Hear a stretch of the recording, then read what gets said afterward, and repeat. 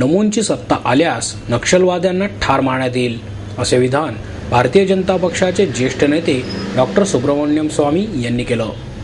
MAERS MIT school of गव्हर्नमेंटने आयोजित केलेल्या 4थ्या भारतीय छात्र संसदेचा समारोप कार्यक्रमात ते बोलत होते. यावेळी आध्यात्मिक गुरु Shri Mumtaz Ali Khan, Tata institute of social सायन्सचे संचालक प्राध्यापक S. परशुरामन आदी व्यासपीठावर उपस्थित होते. या प्रसंगी गार्गी पुरस्कार खासदार सरोज पांडे यांना तर मैत्रेयी पुरस्कार खासदार प्रिया दत्त यांना प्रदान करण्यात आला. सुब्रमण्यम स्वामी म्हणाले, जे लोक भारतीय संविधान मानत नाहीत आणि हिंसा करतात त्या नक्षलवाद्यांना नमोंची सत्ता आल्यानंतर मारण्यात येईल. विदेशींकडून पैसा घेऊन देशात हिंसा माजवणारे नक्षलवादी शस्त्र ठेवून चर्चेला पुढे येणार असतील तरच चर्चा केली जाईल. हेच नव्या भाजप सरकारचे धोरण असेल, असे विधान करून स्वामी म्हणाले, युवकांनो, आम आदमी होऊ नका तर खास यूथ ऑफ द कंट्री व्हा.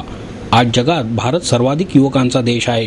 या युवकांनी केवळ शिक्षण घेऊन भागणार नाही तर त्यांनी इनोव्हेशनवर भर दिला पाहिजे, असेही त्यांनी सांगितले. And for at least another 60 years, India shall remain a young country. That is our strength today. But we want our young people to become not only educated but to go into the field of innovation. Find substitutes which are binding us today. Substitute oil from Arab countries. Find new ways of using alternative energies. We want young people to come into politics and help clean up. Learn from the experience of those who are already been in politics. We in this country do not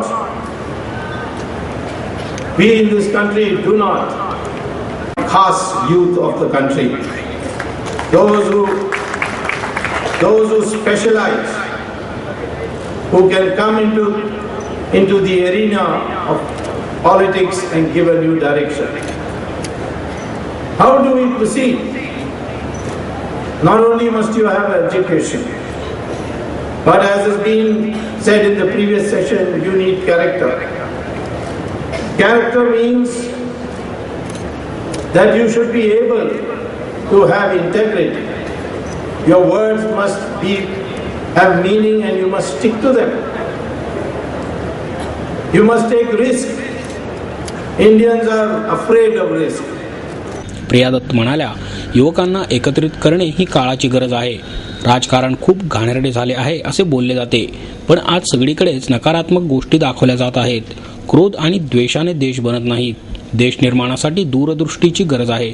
युवकांमध्ये राष्ट्रवाद आणि देशाचा अभिमान असला पाहिजे, पण तो कमी होत असल्याचे चित्र आहे. अहिंसा आणि प्रेमाने बदल घडवून आणता येऊ शकतो. हीच देशाची संस्कृती आहे. या संसदेच्या माध्यमातून विद्यार्थ्यांमध्ये सकारात्मक बदलाचा आवाज दिसून येत आहे.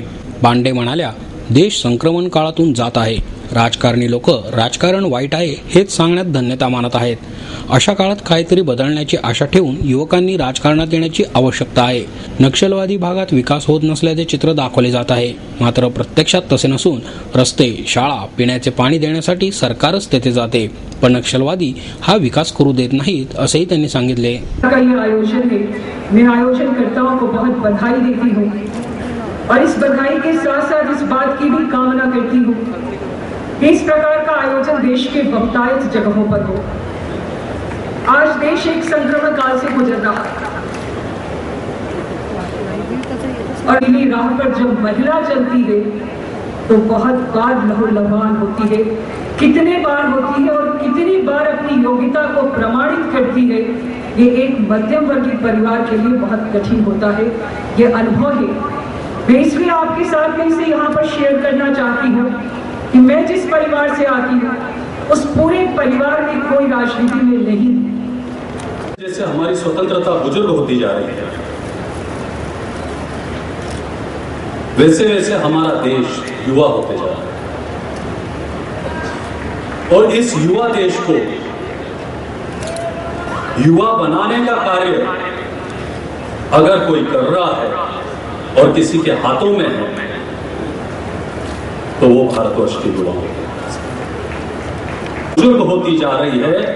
पूरा विश्व बुजुर्ग होते जा रहा है, वृद्धावस्था पे जा रहा है, ऐसे समय पर हमारा देश युवाओं के कारण युवा होते जा रहा है। अगर सिर्फ इस शब्द को उलट देते हैं हम तो वायु अगर स्वस्थ रहे, स्वच्छ रहे, तो राष्ट्र, समाज और मानवता भी स्वच्छ और स्वस्थ रहती है।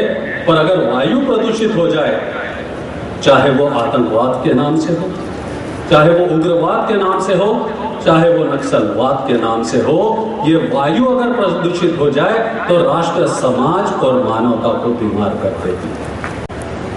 बंधुओं, आज पूरा विश्व हमारी तरफ एक आशा की दृष्टि से देख रहा है। आज भारतवर्ष के युवा, आज हमारी जो तरक्की ऑटोमोबाइल सेक्टर हो, जेनेटिकल सेक्टर हो, जो जेनेटिकल टेक्नोलॉजी का सेक्टर हो, स्टेम सेल का सेक्टर हो, आज हमारे युवाओं का कंट्रीब्यूशन होते जा रहा है।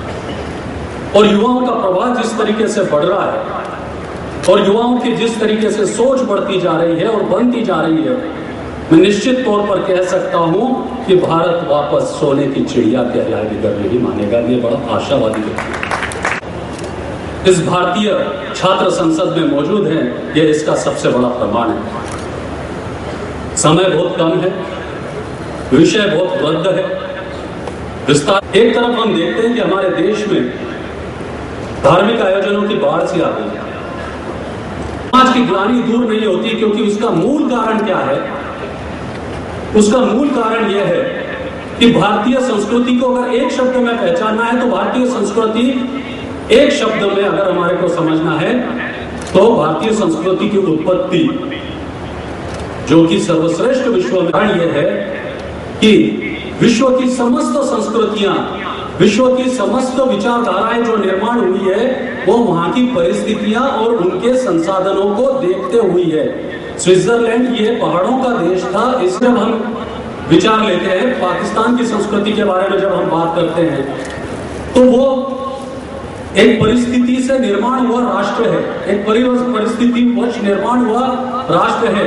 और वहां के संसाधनों का सदुपयोग न कर पाने के कारण, वहां के सत्ताधीशों की नीति योजना ढंग से क्रियान्वित न होने के कारण आज वहां की संस्कृति तालिबानी होती जा रही है। हिंदू आते हैं तो हम आतंकवाद कहते हैं, पूर्वोत्तर में जाते हैं तो उसे उग्रवाद कहते हैं।